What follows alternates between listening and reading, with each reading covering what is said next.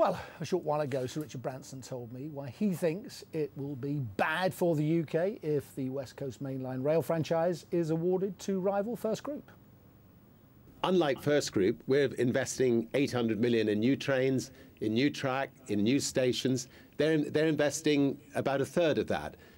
So I think that what I think we have managed to prove, and you will remember when we took over the West Coast mainline, what a state it was in, that we can make a difference. We can turn a network around from one of the most dilapidated, worst-run networks to one of the best. And obviously we are a business, and we will make a return. Well, I'm joined here in the Gherkin by the Chief Executive of FirstGroup, Tim O'Toole. Tim, nice to see you. Thanks for dashing back from that grilling by MPs. I've been looking at some of your financials. Your share price has fallen by 70% over the last 4 years. Private investors, it seems, have no faith in you. Why should we, the public, have any faith? Of course, I haven't been there 4 years. I was brought in to deal with this situation, and it's largely was driven by bad earnings announcements in the bus business in the United States, which got caught in the collapse of municipal finance, so the school bus business.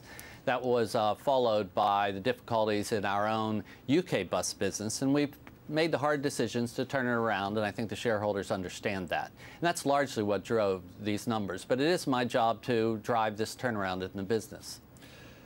As Sir Richard made clear today, your bid delivers much more money for the government. Taxpayers will say hurrah, but what about train passengers? You are going to have to jack up fares, are you not? No, no, no, no. Our entire strategy is based on growth in adding people to this network. We think our bid is the best for the taxpayers. So hang on a minute, are you saying you are not going to push up unregulated fares? No, as we said, we expect fares generally, in our model, call for them to go up at about the rate of inflation. We think that what we can do, however, is to offer more price points, offering more choices for people, and to deliver on the West Coast main line what you see on other lines, which is a higher modal share. More price points? Well, right now, Virgin, largely because they've been in revenue support and haven't had any incentive to really drive volumes, have a huge gap between first class and standard fares. They've allowed standard anytime fares to kind of end up at a very strange level, so that there's all this confusion between actually the cost of travel.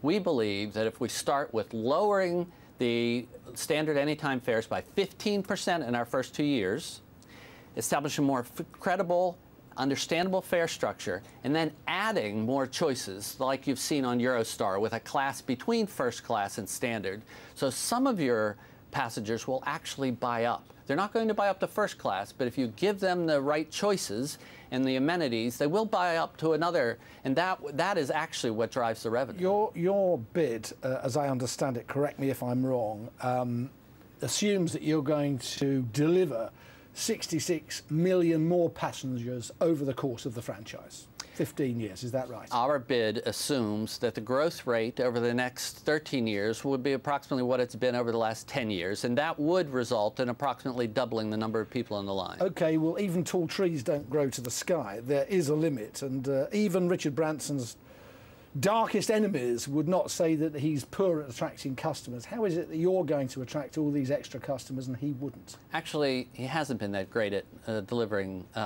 customer growth. Yes, there has been growth over these 10 years, but actually the yield in passenger growth is less than the amount of volume that the government paid for to put on that line. In other words, about 57% of investment was rewarded with less than 50% increase in a 50% increase in capacity was rewarded with less than 50% increase in passengers. Once we take this railway out of revenue support, once we make better offers to the public, we think we will drive revenue growth like we have on TransPennine Express. If I can get you back to Richard Branson's main complaint, and that is, I think it's a fair one, that in the past, high bidders have run into trouble because they've bid too much, they couldn't deliver, and they've ended up either going bust or throwing the keys back. As a company, you have lost about £2.5 billion of shareholder value in the last 4 years.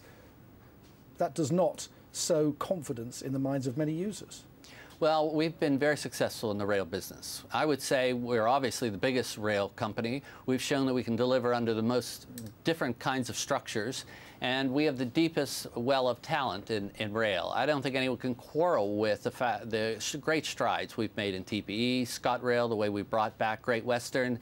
And I have no reason to need to apologize or excuse our performance in rail. It's been exemplary, actually, and it seems that it's every other year that our companies are chosen for Rail Operator of the Year. As I've already explained, this company did get caught with regard to the development of its bus business in the States, and it's my job to turn that around, and we're doing that.